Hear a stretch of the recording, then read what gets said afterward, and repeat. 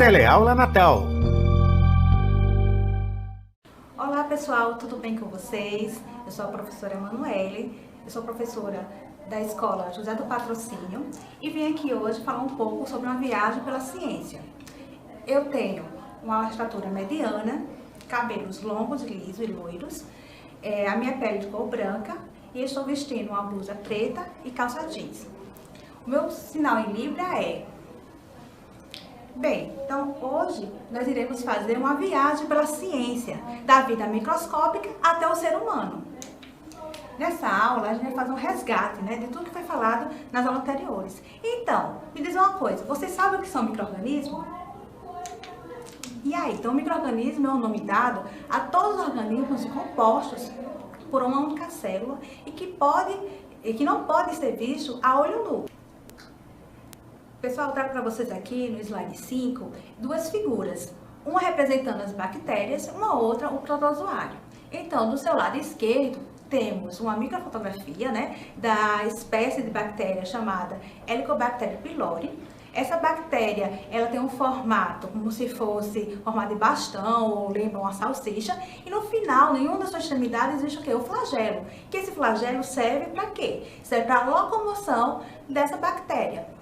O que é interessante nessa bactéria é que ela tem um alto poder patogênico, que vai causar formações de úlceras gástricas. Então, pessoas que têm problemas no estômago, voltar para gastrite, consequentemente, ela está infectada por essa espécie de bactéria.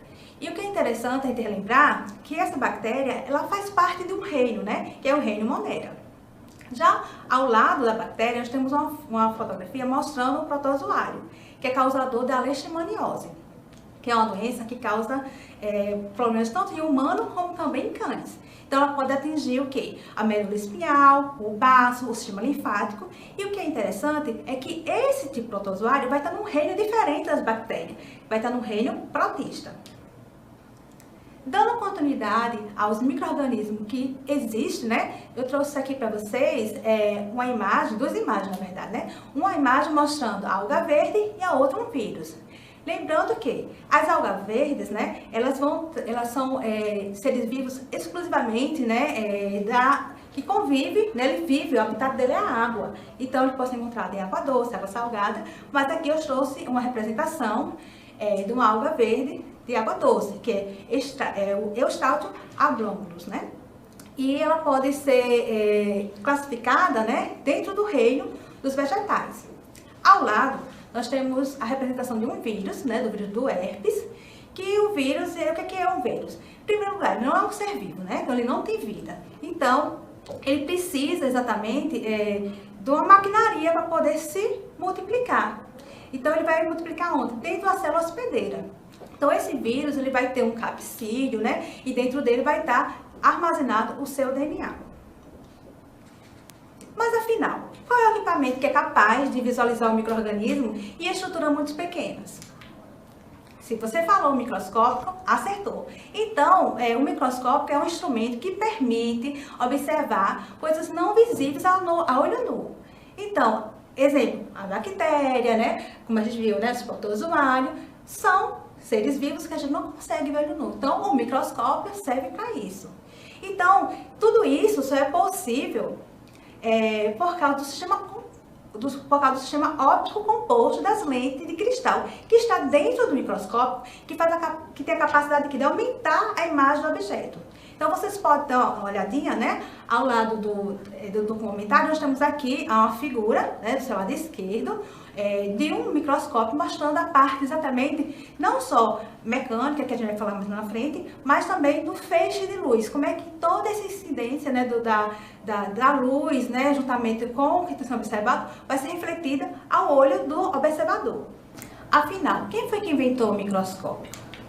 Então, o microscópio ele foi construído no século XVII, onde Zacharias Janssen, juntamente com seu pai Hans Janssen, eles que eram vendedores, construtores, eles faziam óculos, então decidiu colocar uma lente sobre outra dentro de um tubo, como mostrado nessa figura que está do lado esquerdo, onde acima ele mostrando o Janssen, e abaixo mostrando esse tubo. E dentro desse tubo ele colocou o quê? mais de uma lente. E aí ele formou um microscópio chamado de microscópio composto. Mas essa curiosidade dele não foi tanta para ele, então. Então acabou que o Robert Hooke, ele soube dessa descoberta e tentou verificar, né, como seriam essas lentes. Então, por volta de 1665, o Robert Hooke fez um novo microscópio, né, se baseando na descoberta da família Janssen, né, e simplesmente verificou através de uma imagem, né, onde usou um pedaço de tecido, né, de uma cortiça, e observou que nessa imagem teria o quê? Teria lacunas, né, no qual ele nomeou de célula. Contudo, o pesquisador que está logo abaixo, que é o Leeuwenhoek, né, esse cientista, que ele já trabalhava não na área de ciências, mas ele era vendedor de tecido, mas ele tinha esse cuidado, né, de verificar como é que seriam as fibras desse tecido. Então, ele também criou um microscópio super simples, como mostrado, né, nessa imagem inferior. Esse microscópio, ele era tão pequeno, né, portátil, então se for comparar o tamanho dele, né, com algo que a gente tem aqui, né, no nosso dia a dia, vamos comparar ele com o tamanho de um fósforo, né, médio. Na figura desse slide, eu trago para vocês a parte de nomes, né, do microscópio. Então temos aqui na parte central uma imagem do microscópio, e desse microscópio vai saindo várias sinalizações, especificando o quê? O nome de cada parte desse equipamento. Sendo que eu vou chamar a atenção para vocês exatamente onde tem, né, um círculo vermelho, mostrando em um lente ocular e 4 objetivas. Por quê? Porque essas lentes é que tem a capacidade realmente de ampliar, né, o objeto que está sendo observado. E aí eu convido vocês agora a vir dar uma olhadinha, né, o que pode ser observado através de um microscópio. Vamos lá? Então, podemos observar nesse slide 13, né, várias formas de micro-organismo, né? Então, temos aqui as microalgas, né? Então, temos aqui formas arredondadas, né, parecendo uma bola, um círculo, né? E esses micro-organismos, eles podem viver isolados ou podem viver em colônias, como mostrado nessas outras figuras, que parecem uma fitinha, um monte de quadradinhos pequenininhos, junto do outro, formando o quê? Uma colônia. Então, quem seria essas microalgas, né?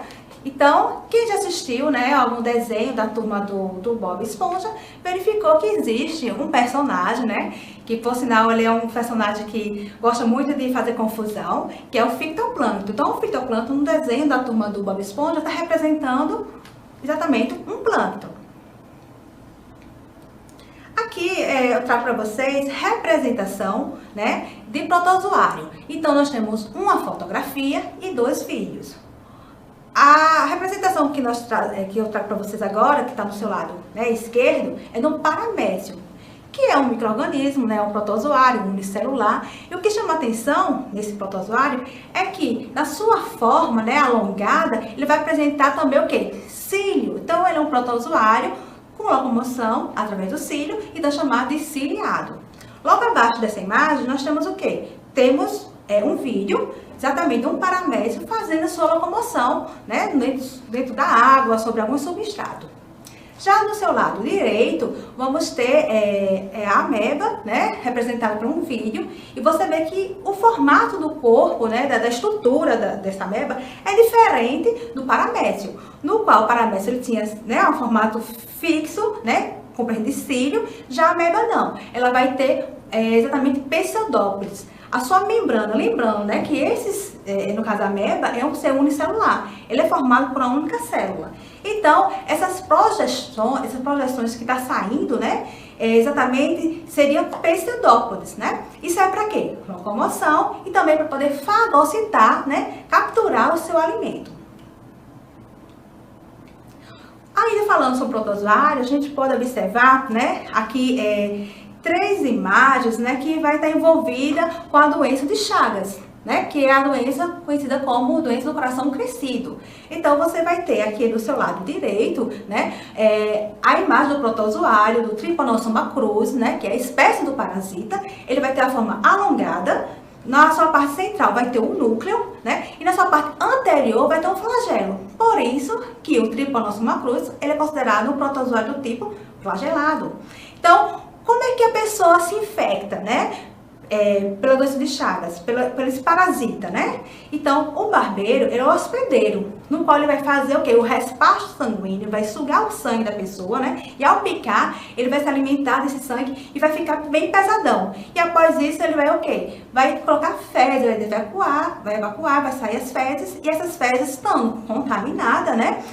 A pessoa vai coçar o rosto e vai penetrar exatamente essas fezes infectadas no orifício no qual o barbeiro picou.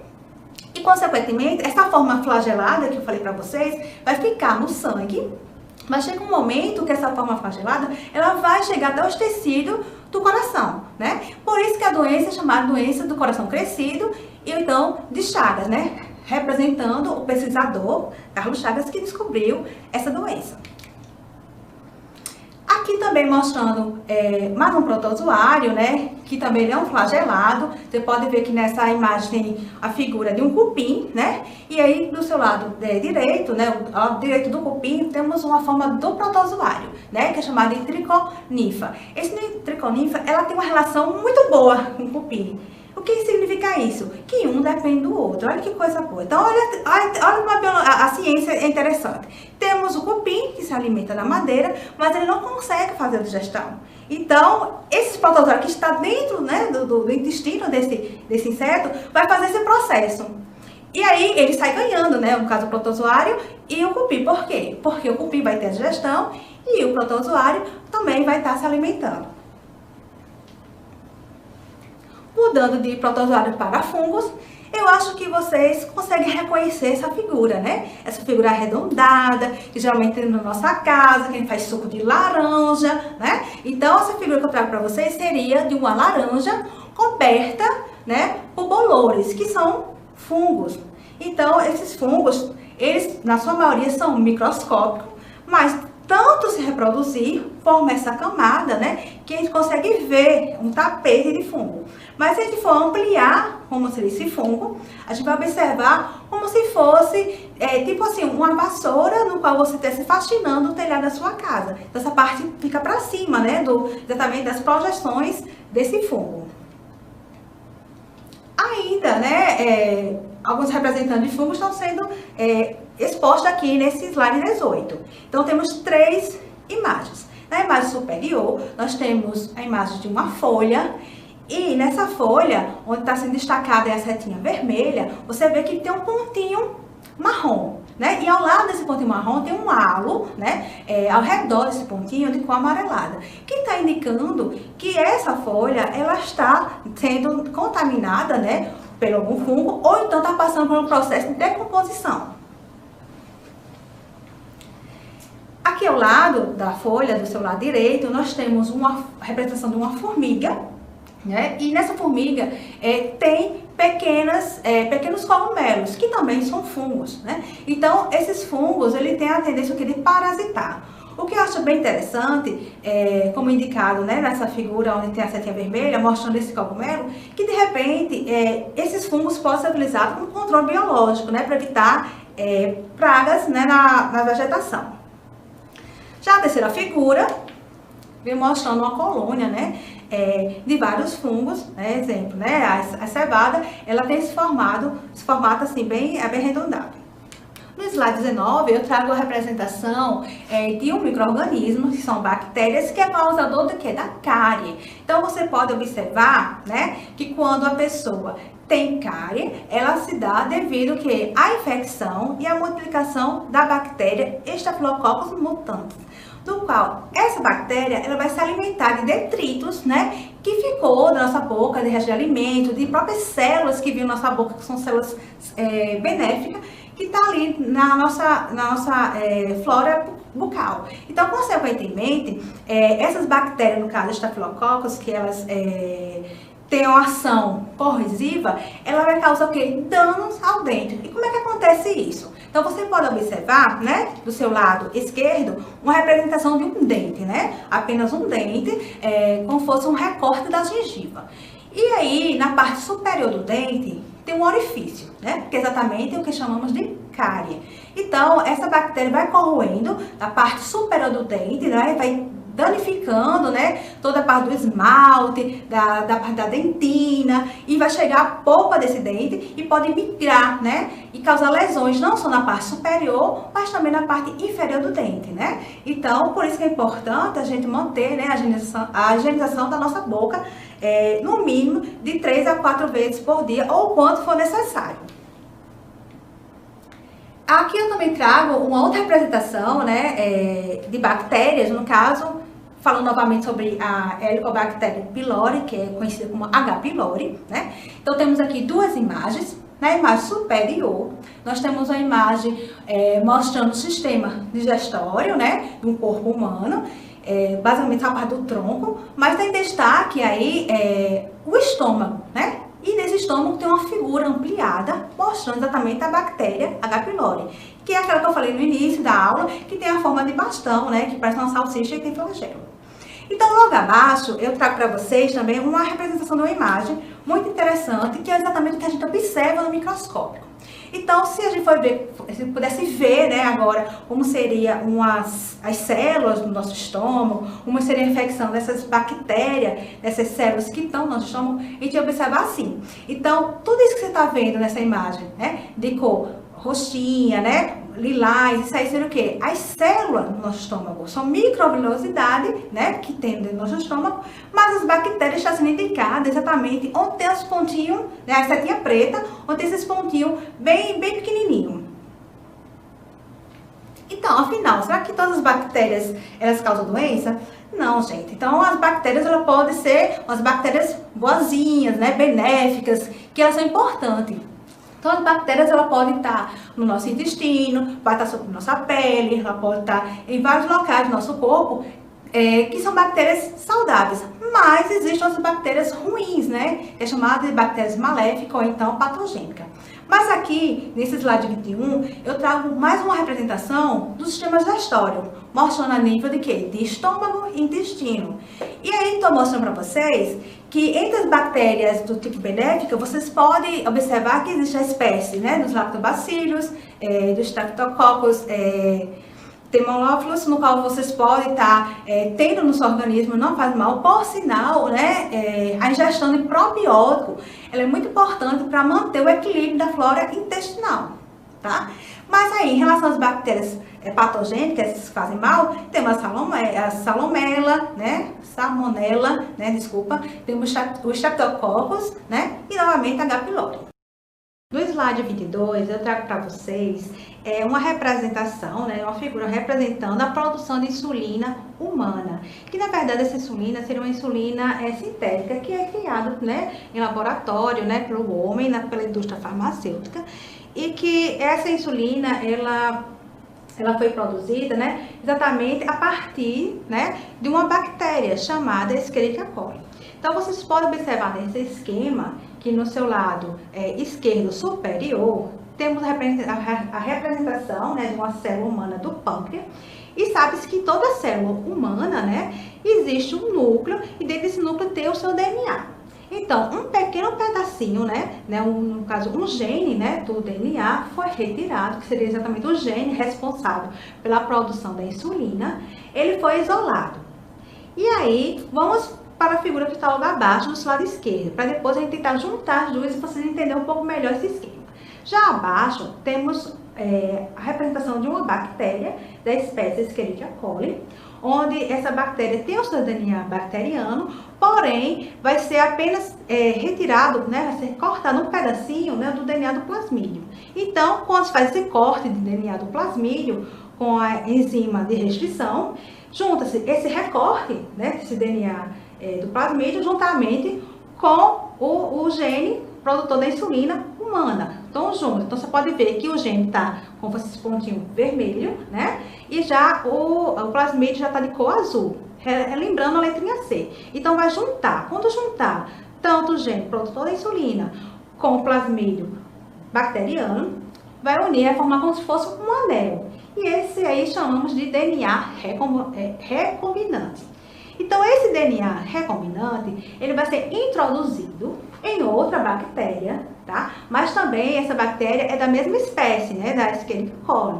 Então, essa bactéria, ela vai começar a se multiplicar. Então, logo abaixo, né? Nessa parte mais central, temos uma imagem que parece, né? Um dos modelos de bandeira de São João, né? E dentro dele tem várias figurinhas que seriam o quê? Essas bactérias que estão se multiplicando. E o que é interessante, que está sendo ampliado, né, de uma dessas bactérias, né, logo abaixo, uma representação de bactérias onde tem umas bolinhas amarelas. Essas bolinhas pequenininhas seriam exatamente a produção de insulina. Após essa bactéria produzir insulina, é feita a extração, a purificação da insulina humana para que possa ser comercializada. Já do seu lado direito, vem mostrando exatamente para que serve o uso da insulina. Então, a insulina é utilizada exatamente para pessoas que têm diabetes. Hoje sabe que existem 3 tipos de diabetes, né? Tem o diabetes tipo 1, tipo 2 e o gestacional. O tipo 1 é aquele no qual a pessoa já nasce com predisposição a ter diabetes, porque a célula do pâncreas já não produz realmente insulina, né? Suficiente e chega até a falha. E já o diabetes tipo 2 é o que é mais comum, ela vai causar exatamente aumento dessa glicemia, né? E, consequentemente, temos aqui mostrando uma imagem do lado direito, superior, uma pessoa verificando, né, através do glicosômetro, exatamente como seria a dosagem. Então, se usa um aparelhozinho, uma fitinha, que ele vai indicar a quantidade do teor da glicemia que está no corpo da pessoa. E logo abaixo dessa figura, tem mostrando o quê? Uma pessoa usando a insulina. Exatamente, essa insulina vai ter uma ação, né, no qual o seu próprio pâncreas não está fazendo. Então, por isso, ela é do uso, assim, injetável. No slide 23, eu trago para vocês uma imagem, né, de uma pizza. Mas afinal, o que é que teve a pizza com a aula de hoje? Eu aposto que você agora ficou com fome, né? Mas, olha só, o micro-organismo, várias espécies de micro-organismos podem ser usadas na produção de alimentos. Você sabia disso? Pois é, então a pizza, para que ela se torne saborosa, que ela cresça bastante, né? Ela precisa da fermentação. E quem que faz isso? Alguns micro-organismos, no caso, né? Alguns fungos. Então, temos aqui no slide 24, 6 imagens, né? 3 na parte superior e 3 na parte inferior.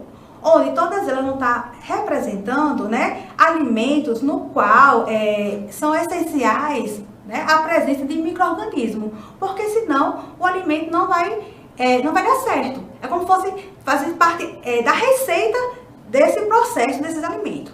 Então, nós temos aqui a representação do queijo, né? Na parte superior temos do queijo, do vinho, da cerveja, né? Abaixo temos uma imagem representando o pão, né? A produção do vinagre, a produção do iogurte. Então, todos esses alimentos e outros também, né? Eles precisam exatamente de quê? Da ação desse micro-organismo para que ocorra a fermentação e dê a característica, né, da consistência, do sabor, do aroma do alimento. O que é interessante é que essas observações de tanto micro-organismo que podem causar doença ou pode ser utilizado em alimentos, né, é algo que já tem sido visto há muitos anos, né? Então, Louis Pasteur, que foi um cientista, né, no qual ele é considerado um pai, né, da microbiologia, ele verificou a importância, né, exatamente dessa fermentação. Então, Louis Pasteur, entre 1822 a 1895, que foi o período que ele realmente estava vivo, né, ele conseguiu fazer o quê? Seus primeiros experimentos. Então, ele conseguiu comprovar, né, que micro-organismo ele podia estar ali no alimento sujeito à fermentação. Então, todo esse estudo iniciou, né, com o nome pasteurização. Por quê? Porque esse nome pasteurização se deu em homenagem ao próprio Pasteur, né, que foi o microbiologista. Bem, pessoal, então a aula de hoje fica por aqui. Eu tenho que agradecer a vocês por esse momento muito especial. Então, vamos nos encontrar na próxima aula, na aula 27.